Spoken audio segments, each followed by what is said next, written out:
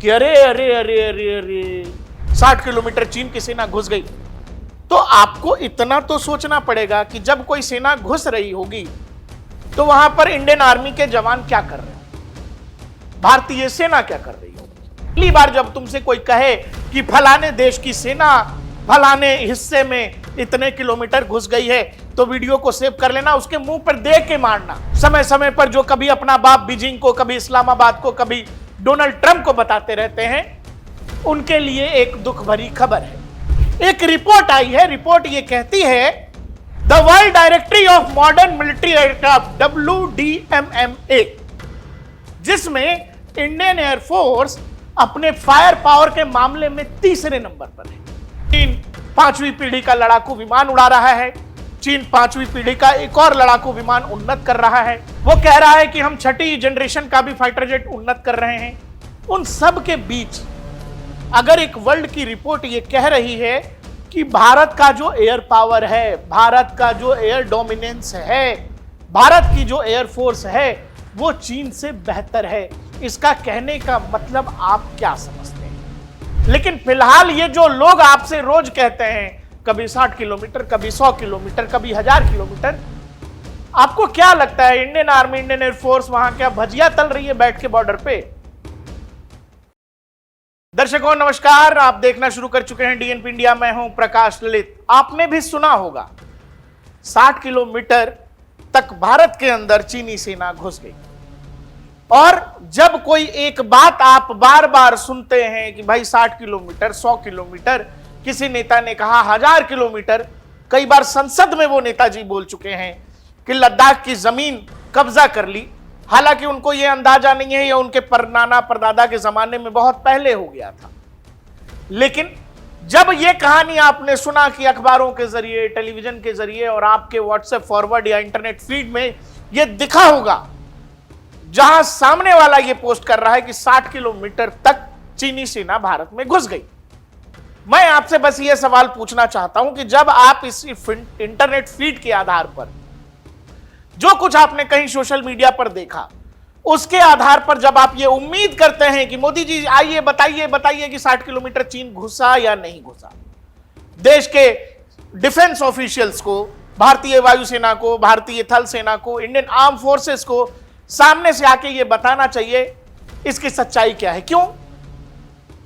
आपके दिमाग में अगर भूसा भरा हुआ है, आपका दिमाग अगर खाली है, आप दिमाग से पैदल हैं, तो हर बात इंडियन आर्मी थोड़ी आगे बताएगी मेरे भाई। आप इंटरनेट पर चल रही हर घटिया से घटिया और बेकार से बेकार बात पर अगर यकीन कर रहे हैं, हर झूठ पर आप यह चाहते हैं कि इंडियन आर्म फोर्सेस का कोई ऑफिशियल आएगा, वो प्रेस कॉन्फ्रेंस करेगा, देश के गृह मंत्री या डिफेंस मिनिस्टर या फिर देश के प्राइम मिनिस्टर को इस बात पर जवाब देना चाहिए, क्योंकि कुछ नेता ऐसा करते हैं और कुछ नेता के पीछे खड़ी भीड़ भी यही उम्मीद करती है। हम आप जैसे भी कुछ लोग जो घर में बैठे ये सोच लेते हैं कि अरे अरे अरे अरे अरे 60 किलोमीटर चीन की सेना घुस गई। मैं आपकी मानसिक स्तर पर बहुत टिप्पणी न करते हुए बस ये जानना चाहता हूं कि जब आप ये अखबार में या सोशल मीडिया पर कहीं देखते हैं, तो आपको इतना तो सोचना पड़ेगा कि जब कोई सेना घुस रही होगी तो वहां पर इंडियन आर्मी के जवान क्या कर रहे होंगे, भारतीय सेना क्या कर रही होगी। और जब बॉर्डर के हर हिस्से में Indian arm forces, Indian army है, तो फिर इन खबरों का मतलब क्या है। जब आप ये उम्मीद करते हैं तो आपकी ये उम्मीद हर बार पूरी नहीं की जा सकती, क्योंकि ये सरासर कोरा झूठ है। अब आपके दिमाग में या आपके सामान्य ज्ञान में इस बात की समझ नहीं है कि कौन सी बात सच और कौन सी बात झूठ, कौन सी बात यकीन करने लायक और कौन सी बात पर यकीन किया ही नहीं जा सकता। अगर यह समझ आपके अंदर नहीं है और हर बात जो आप इंटरनेट पर देख रहे हैं, फिर कहते हैं कि मोदी जी प्रेस कॉन्फ्रेंस नहीं करते, नहीं करेंगे मोदी जी प्रेस कॉन्फ्रेंस। मोदी जी करते हैं मन की बात, आपको वहां से समझना पड़ेगा। इंडियन आर्मी आपकी हर बकवास का कुछ लोग केवल नैरेटिव फैलाने में जुटे हुए हैं। अब जो ये वीडियो हम लोग कर रहे हैं, डीएनपी इंडिया कर रहा है, अब अगली बार जब तुमसे कोई कहे कि फलाने देश की सेना फलाने हिस्से में इतने किलोमीटर घुस गई है, तो वीडियो को सेव कर लेना, उसके मुंह पर देख के मारना। बोला ये देख। दर्शकों, जब आप सीधे इस तरह की चीजें करते हो, भाई इंडियन आर्मी के रहते, बॉर्डर के इलाकों में इंडियन आर्म फोर्सेस के डिप्लॉयमेंट के रहते, ये कैसे होगा कि कोई सेना या किसी देश का कोई भी घुस जाएगा? ये संभव नहीं है। मतलब कि ये सरासर झूठ है। बावजूद इसके कुछ लोग इंटरनेट पर ये खेल खेलते रहते हैं, क्योंकि उनको पता है कि कुछ लोगों के दिमाग में कुछ है ही नहीं। भगवान ने कुछ लोगों को जमीन पर भेजा, लेकिन उन्होंने अपने दिमाग का कोई इस्तेमाल कभी किया ही नहीं। वो जो 3 इडियट्स में कहता है प्रोफेसर कि अगर इनके दिमाग को बेचा जाए तो 100% रेट मिलेगा, क्योंकि उन्होंने कभी अपने दिमाग का इस्तेमाल किया ही नहीं।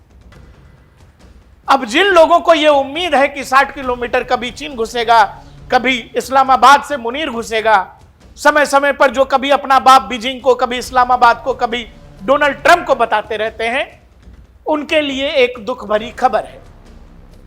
दुख भरी खबर यह है कि दुनिया में वो लोग जो आपसे कहते होंगे ये देखिए ये रैंकिंग आ गई, काहे की रैंकिंग? हंगर इंडेक्स आया है। ठीक है, हंगर इंडेक्स में वो कहते हैं कि ये देखो जिम्बाब्वे हमसे बेहतर है, ये देखो नामीबिया भारत से बेहतर है, ये देखो यूक्रेन भारत से बेहतर है। हम हंगर इंडेक्स में पिछड़ रहे हैं। हंगर इंडेक्स का मतलब यह कि भूख से जिन लोगों की हालत जिन देशों में खराब है, जहां लोगों को खाना नहीं मिल रहा है, वैसे में हम बहुत सारे बांग्लादेश जैसे देशों से पूछें, दुनिया में हैप्पीनेस इंडेक्स भी आता है। वो कहते हैं कि दुनिया के सबसे खुशहाल देशों में कौन है? हमसे बेहतर गाजा वाले हैं, फिलीपींस वाले हैं, हमसे बेहतर जिम्बाब्वे वाले हैं, बांग्लादेश वाले हैं, नेपाल वाले हैं। और जब वो इंडेक्स आता है, हमारे यहां लोग चिल्लाने लगते हैं, हेलो मोदी जी जवाब दीजिए, मोदी जी हंगर इंडेक्स आ गया, जवाब दीजिए। अब आपका यह सामान्य ज्ञान है, यह मैं आपकी बुद्धि पर छोड़ता हूं। जिस जिम्बाब्वे को, जिस बांग्लादेश को, जिस श्रीलंका को खाना हम देते हैं, जिस जिम्बाब्वे को अभी अभी हमने राशन भेजा है, अफगानिस्तान को हम राशन और दवाइयां भेजते हैं, अगर वो अफगानिस्तान हंगर इंडेक्स में हमसे बेहतर है, तो आपका दिमाग ये काम क्यों नहीं कर रहा कि कुछ लोग पता नहीं क्या सूंघ कर वो इंडेक्स तैयार कर रहे हैं? और कुछ सूंघ कर जो लोग इंडेक्स तैयार कर रहे हैं, अगर आप ये उम्मीद करते हैं कि उस पर भारत में बहस होनी चाहिए, तो फिर आप माशाअल्लाह हैं। और दर्शकों, ये लोग जो आपसे कहते हैं कि देखो भारत बांग्लादेश से हंगर इंडेक्स में पीछे चल रहा है, भारत फिलिस्तीन से गाजा में भूस भर रहा है इजराइल पिछले 3 साल से, वो कहते हैं कि गाजा का हैप्पीनेस इंडेक्स भारत से बेहतर है। उन लोगों को ये वाली रिपोर्ट नहीं दिखी होगी। देखो, मेरा ना इस तरह के रिपोर्ट से कोई बहुत लेना देना है नहीं, ना मैं इस पर बहुत बहस करना चाहता हूं, लेकिन चूंकि एक रिपोर्ट आई है, चूंकि कुछ लोग इस देश में हंगर इंडेक्स पर बहस चाहते हैं, चूंकि कुछ लोग इस देश में हैप्पीनेस इंडेक्स पर कि देखिए भारत में भूखमरी इस कदर है, एक रिपोर्ट आई है दोस्त। रिपोर्ट यह आई है, वही दुनिया में जैसे हंगर इंडेक्स आता है वैसे ही यह भी इंडेक्स आया है। दुनिया के तमाम देश जो एयरफोर्स का इस्तेमाल करते हैं, जिनके पास एयर पावर है, वो एयर पावर में इंडियन आर्मी कहां खड़ी है, भारत कहां पर है, इंडियन एयरफोर्स कहां है, यह बड़ा चौंकाने वाली बात है। और यह थप्पड़ उन लोगों के गाल पर है जो लोग सो के उठते हैं, उनको कहते हैं चीन घुस गया अरुणाचल में, चीन नागालैंड में घुस गया। उनके लिए, अपने बाबूजी बीजिंग वाले के लिए यह वीडियो आपके लिए है, बाबूजी को दिखाइएगा। एक रिपोर्ट आई है, रिपोर्ट यह कहती है the world directory of modern military aircraft WDMMA, जिसमें इंडियन एयरफोर्स अपने फायर पावर के मामले में 3रे नंबर पर है। और ये जो रिपोर्ट है जिसका नाम है the world directory of modern military aircraft, इसमें ऐसा पहली बार नहीं है कि हम 3रे नंबर पर हैं। इंडियन एयरफोर्स लगातार 5वीं बार चीन से बेहतर पोजीशनिंग पर है। यानी भारतीय एयरफोर्स को, भारत के एयर पावर को यह रिपोर्ट चीन से बेहतर आंकता है। हम आपको यह पूरी कहानी समझाते हैं, उससे पहले खेल समझिए। ऐसे जब इस रिपोर्ट में आप इंडियन एयरफोर्स का नंबर देखेंगे तो यह 6ठा रैंक है। पहला रैंक है United States of air force, United States Navy 2रे नंबर पर, 3रे नंबर पर रशियन एयरफोर्स, चौथे नंबर पर है यूनाइटेड स्टेट्स आर्मी और पांचवें नंबर पर है यूनाइटेड स्टेट्स मरीन्स। यानी अगर आप पहला, दूसरा और चौथा और ये पांचवा, ये तीनों पकड़े चारों, ये सभी के सभी यूनाइटेड स्टेट्स यानी अमेरिका का फायर पावर है।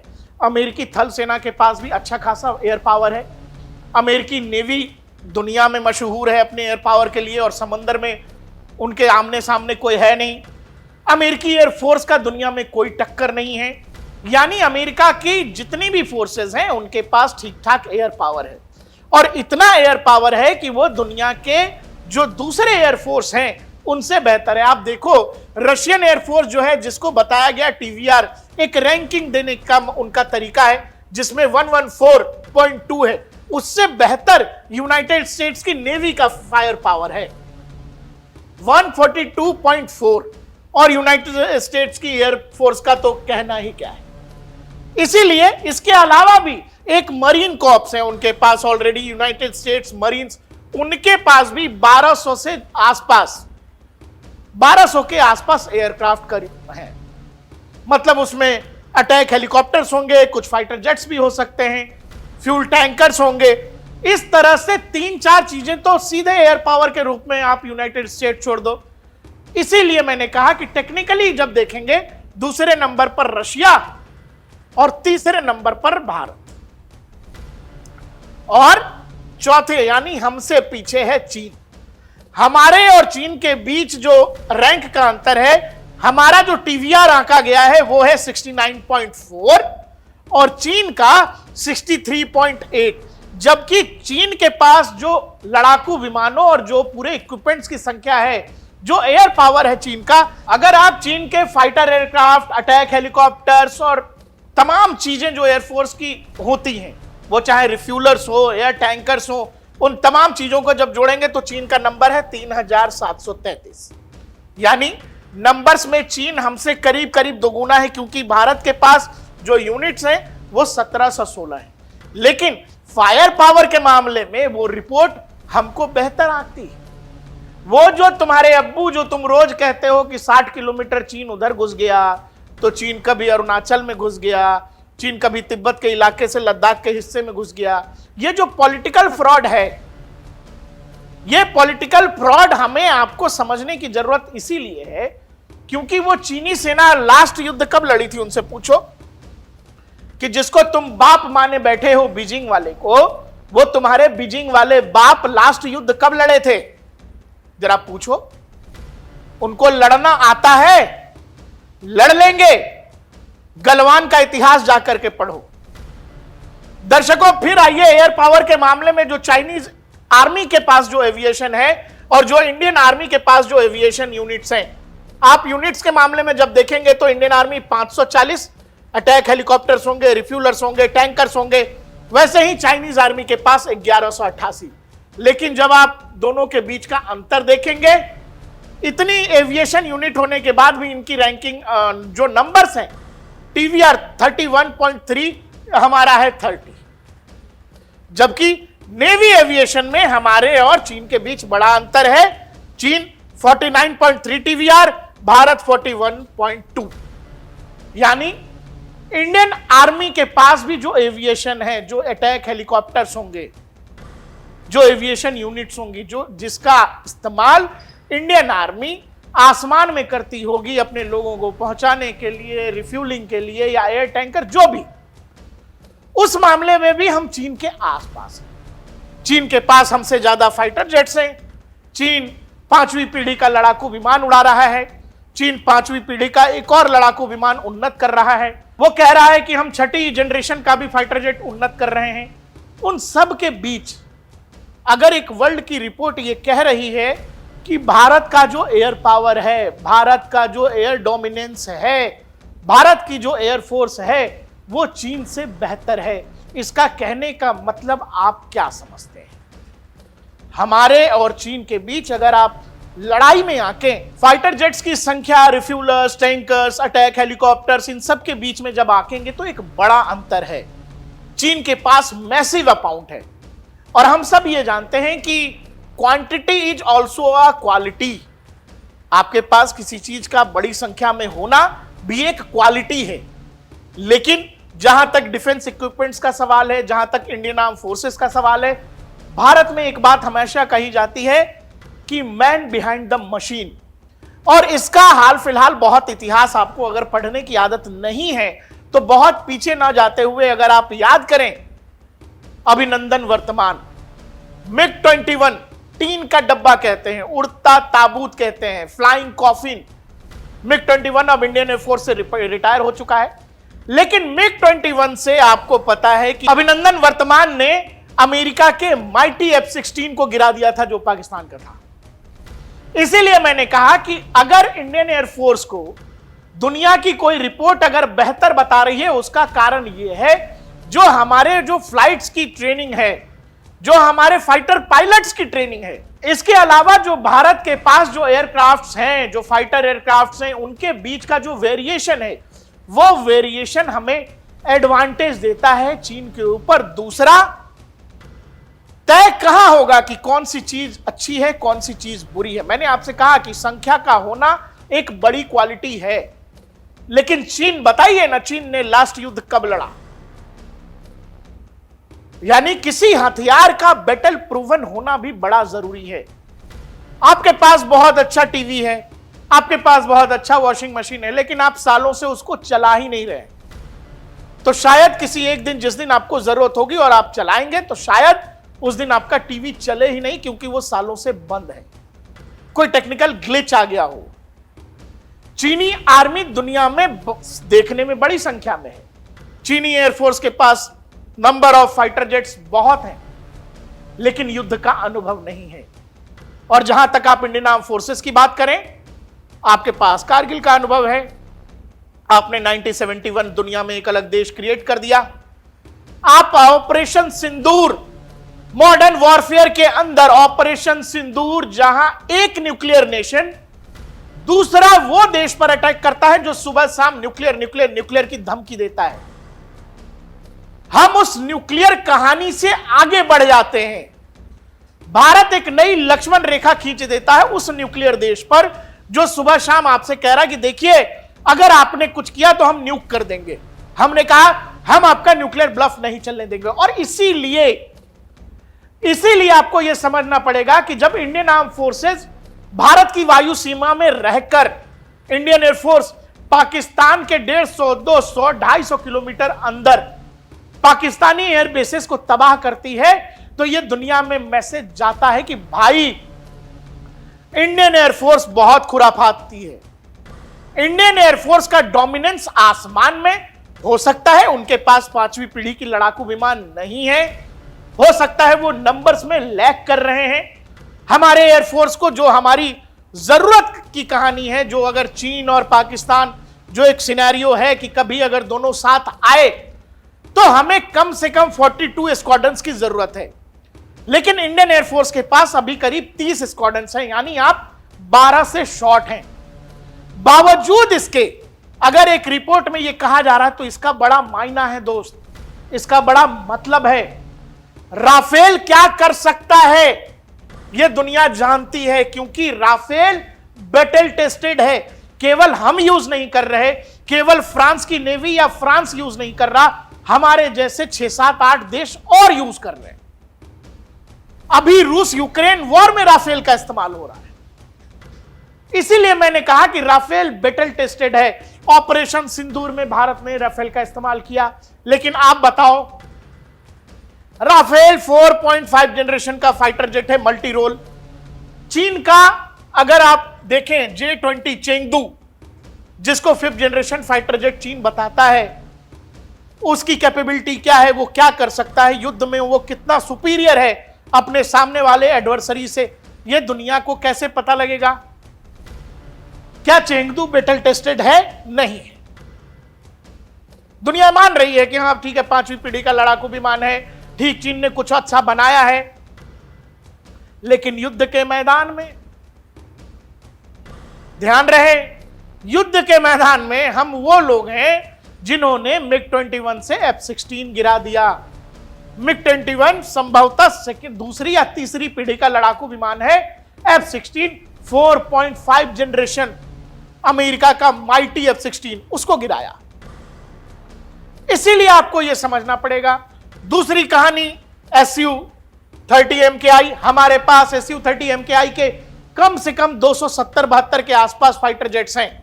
सुखोई को इंडियन एयरफोर्स की रीढ़ की हड्डी भी कहा जाता है, क्योंकि सुखोई बड़ी संख्या में भारत सरकार के पास है, माफ करिए इंडियन एयरफोर्स के पास है। और सुखोई को हम जो है सुपर सुखोई प्रोजेक्ट के तहत अपग्रेड भी कर रहे हैं। इसको हम 4.5+ जनरेशन के आगे बढ़ा रहे हैं।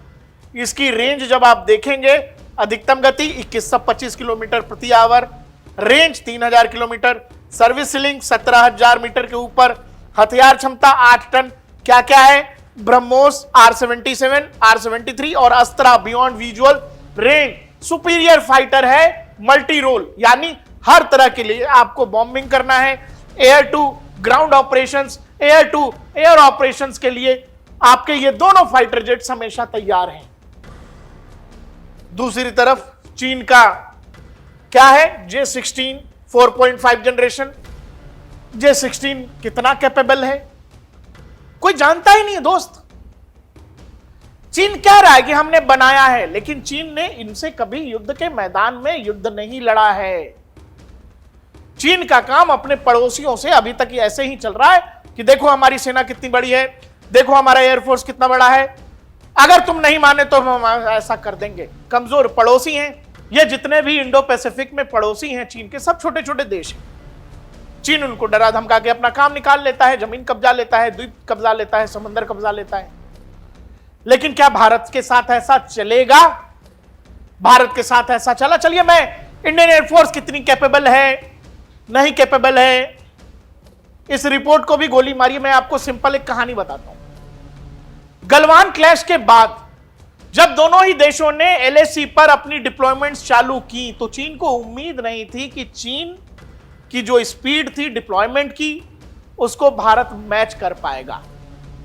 उसे लगा कि भारतीय सेना इतनी जल्दी इस इलाके तक पहुंच ही नहीं सकती, भारत रीइंफोर्समेंट कर ही नहीं पाएगा, भारत लॉजिस्टिक सपोर्ट अपनी सेना को दे ही नहीं पाएगा। लेकिन इंडियन एयरफोर्स ने यह काम बहुत तेजी में करके दिखा दिया। वो इसीलिए क्योंकि आप कैपेबल थे। उस पूरे इलाके में राफेल और सुखोई सॉर्टीज किया करते थे। अगर आपको याद हो गलवान क्लैश के दौरान की जो घटनाएं हैं, तो राफेल एयर शॉर्टीज करता था उस पूरे इलाके में फुल कैपेसिटी के साथ, यानी फुल जो भी ऑयल टैंकर्स होते हैं एक्स्ट्रा उनके साथ और एक्स्ट्रा पेलोड के साथ, जो भी इसकी कैपेसिटी है, यानी अपने साथ ये क्या क्या मीटियोर, स्कैल्प, हैमर, माइका, ये सब लेके राफेल उड़ रहा था।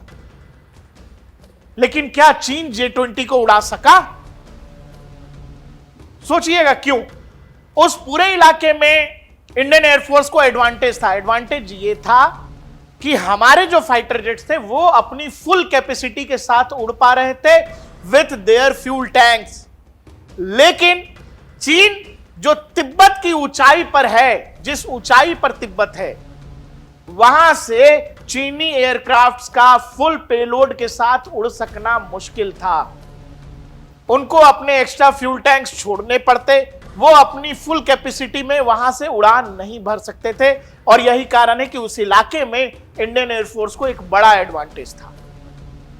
इसीलिए दोस्त मैं कहता हूं, कौन कितना मजबूत है नंबर से कैसे तय होगा दोस्त? तय तो युद्ध के मैदान में होगा मेरे भाई।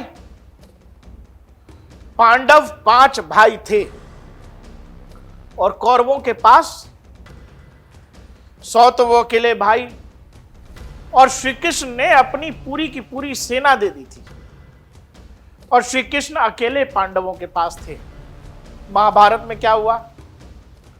इसीलिए आपको यह समझना पड़ेगा। जी हां, बिल्कुल हम लैग कर रहे हैं, हमारे एयरफोर्स के पास स्क्वाड्रंस की संख्या होनी चाहिए, उसमें वो पिछड़ने की कहानी और है, वो अलग तरीके से किसी और दिन हम बताएंगे, हमने बहुत बार बात भी की है। लेकिन फिलहाल ये जो लोग आपसे रोज कहते हैं कभी 60 किलोमीटर, कभी 100 किलोमीटर, कभी 1000 किलोमीटर, आपको क्या लगता है इंडियन आर्मी, इंडियन एयरफोर्स वहां क्या भजिया तल रही है बैठ के बॉर्डर पे? वो समय बीत गया मेरे भाई, वो दौर कोई और था, आज का दौर कोई और है। ये जो रिपोर्ट आई है, इस रिपोर्ट को अगर आप सिंपली समझे तो कहानी ये है कि भारत की एयरफोर्स को यह रिपोर्ट ज्यादा संतुलित बताती है, जिसमें वो कह रहे हैं भारत के बेड़े में Rafale, SU-30 MKI, Mirage 2000, MiG-29, Tejas, एवॉक्स, एयर टैंकर्स एंड अलग अलग भूमिकाओं के विमान शामिल हैं। यानी एयरफोर्स में कई तरह की क्षमताओं का अच्छा संतुलन है। फिर वो कह रहे कॉम्बैट एक्सपीरियंस, लड़ाई का अनुभव, भारतीय वायुसेना को वास्तविक अभियानों का लंबा अनुभव है। Kargil, Balakot, surgical operation, high altitude operations, इसके अलावा ऑपरेशन सिंदूर, रैंकिंग में परीक्षण और ऑपरेशन अनुभव को भी महत्व दिया जाता है। मल्टी रोल कैपेबिलिटी, राफेल और SU-30 MKI जैसे विमान एक ही मिशन में air to air, air to ground और लंबी दूरी की स्ट्राइक कर सकने में सक्षम है। इससे मिशन काफी लचीला हो जाता है। फोर्स मल्टीप्लायर असेट्स, सिर्फ फाइटर जेट ही सब कुछ नहीं होते। एवॉक्स air to air refuelling, networking, electronic warfare और मिसाइल क्षमता भी बड़ी भूमिका निभाते हैं। WD, MMA इन्हें भी आकलन में शामिल करता है। भौगोलिक बढ़त जिसका जिक्र मैंने आपसे किया, जो LAC का रीजन है, खासकर लद्दाख का रीजन, उस इलाके में इंडियन एयरफोर्स को एडवांटेज इसीलिए है क्योंकि जो एयर स्ट्रिप्स हैं चीन की तिब्बत के रीजन में, वो काफी ऊंचाई पर है और जब वहां से चीनी फाइटर जेट्स उड़ान भरेंगे वो अपनी पूरी क्षमता पे उड़ान नहीं भर सकते, वो अपने साथ एक्स्ट्रा फ्यूल टैंक्स नहीं ले जा सकते क्योंकि ऑक्सीजन की वहां बहुत ज्यादा कमी हो जाती है। दूसरी तरफ जो हमारा इलाका है, जो लद्दाख का रीजन है, वहां से राफेल हो या सुखोई हो, वो अपनी पूरी फुल कैपेसिटी में उड़ान भर सकने की क्षमता रखते हैं। कौन मजबूत, कौन कितना मजबूत और किसके पास क्या है, यह युद्ध के मैदान में तय होता है। नंबर से क्वालिटी जरूर है, लेकिन नंबर्स तय नहीं करते कि कौन जीतेगा और कौन हारेगा। इसका बहुत पीछे ना जाते हुए गलवान की घटना से आप सीख लो ना, गलवान नहीं तो डोकलाम की घटना से सीख लो, जहां तक 73 दिनों तक का स्टैंड ऑफ था। डोकलाम तो हमारा हिस्सा भी नहीं है, डोकलाम तो भूटान की जमीन थी, जहां भूटान और चीन के बीच का विवाद था। हम एंटर हुए, हमने कहा कि हम ये जमीन भूटान की कब्जा नहीं होने देंगे। 73 दिनों का स्टैंड ऑफ और उसके बाद पीपल्स लिबरेशन आर्मी को पीछे जाना पड़ता है।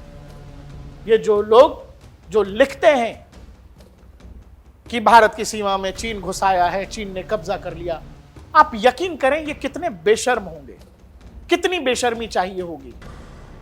ऐसे लोग बस आपको हमें भरमाना चाहते हैं और एक तरह की ऐसी मानसिक व्यथा में डालना चाहते हैं जहां आप अपनी ही सेना पर शक करें, अपनी ही सेना के शौर्य, उनके पराक्रम, उनकी बहादुरी पर सवाल उठाएं।